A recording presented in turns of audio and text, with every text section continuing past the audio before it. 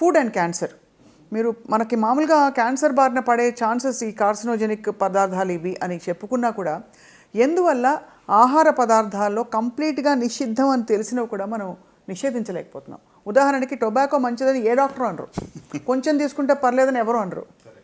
ఎందుకు సార్ దాని పట్ల ఒక క్లిష్టమైన నిర్ణయం తీసుకోలేకపోతున్నాం? What you feel is the impact of all these foods?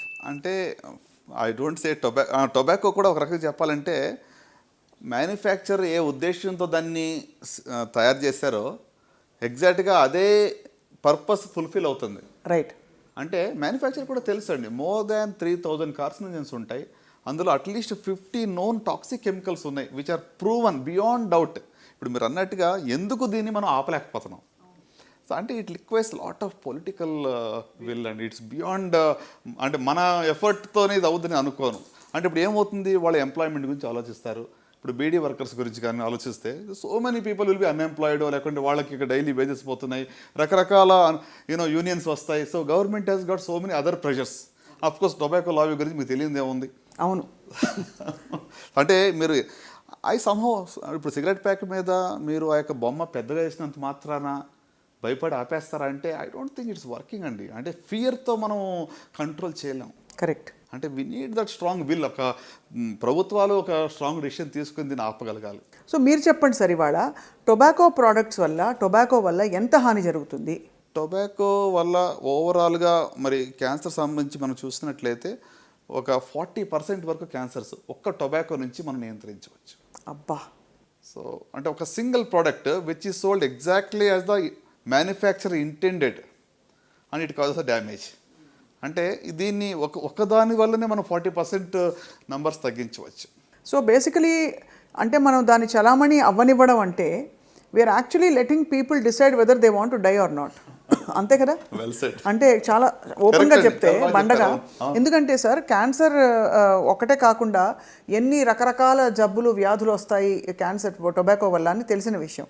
So when you say tobacco, మీరు సిగరెట్లు, ఇంకా పొగాకు తినే పాన్ మసాలాలు లాంటివి, రైట్, ఇంకా పచ్చిగా టొబాకో చాలామంది తింటారు పాన్లో, వాటిలో ఇంకా కాకుండా ఇంకేముంటాయి సార్ సోర్సెస్? అంటే డిఫరెంట్ వేస్. ఇప్పుడు ఇక పాన్ మసాలా కానీ పాన్ పరాగ్స్ కానీ నోట్లో వాళ్ళు ఓవర్ నైట్ ఇక మరి చూజ్ చేసి ఓవర్ నైట్ నోట్లో పెట్టుకుని పడుకుంటారు చాలామంది, స్లోగా అది రిలీజ్ అయ్యి వాళ్ళకి ఒక కిక్ ఇస్తుందని చెప్పి. సో ఈ యొక్క టొబాకో ప్రోడక్ట్స్ ఒక్కటి వల్లనే చూయింగ్ ఆర్ మన ఐ థింక్ ఒక్క స్టెప్లో ఒక 40% మనం గెయిన్ పొందవచ్చు. సో మన డిస్కషన్ని కొంచెం ప్రేక్షకులకి బాగా అందించడానికి సార్, ఫుడ్స్లో కంప్లీట్గా నిషిద్ధం, పాక్షికంగా నిషిద్ధం, అండ్ మూడోది బహుశా మన చేతిలో లేని, ఉదాహరణకి ఫర్టిలైజర్ అవశేషాలు లేక టాక్సిక్ కెమికల్స్కి ఫ్రూట్స్ అండ్ వెజిటబుల్స్ ఎక్స్పోజ్ అవ్వడం లాంటివి పెట్టుకుని మాట్లాడదాం sir, for us to understand.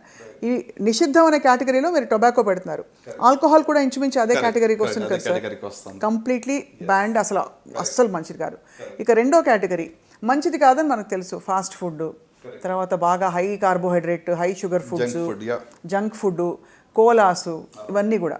So వీటి గురించి చెప్పండి సార్, ఎంత తీవ్రమైన ప్రభావం? డెఫినెట్గా రండి. ఇప్పుడు ఆయిలీ ఫుడ్ ఇక అంటే హై క్యాలరీ, ఇప్పుడు చాలామందికి తెలిసి ఉంటుంది కార్బోహైడ్రేట్స్ ఎక్కువ ఉంటే అసలు కొంతమంది క్యాన్సర్ వస్తే కార్బోహైడ్రేట్ తీసుకోవడం మొత్తం మానేస్తున్నారు.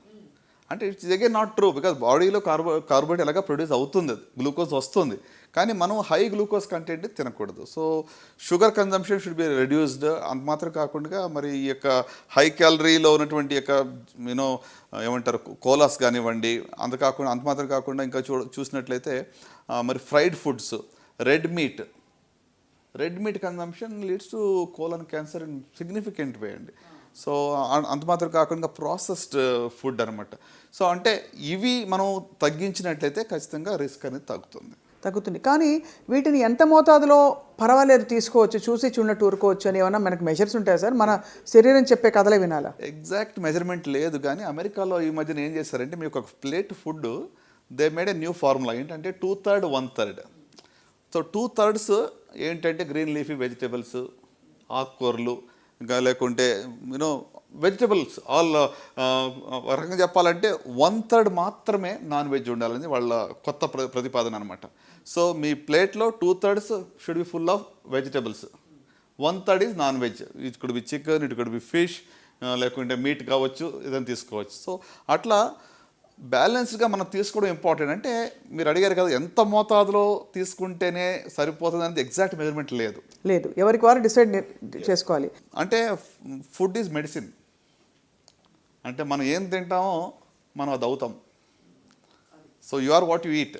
The message is clear. So మీరు ఇప్పుడు ఇందాక ఫుడ్ గురించి ఇంత మీరు స్ట్రెస్ చేస్తున్నారంటే దాని అర్థం ఏంటి అంటే డెఫినెట్గా ఏం తిన్నప్పుడు కూడా మనం మైండ్ఫుల్గా తినాలి కొంత.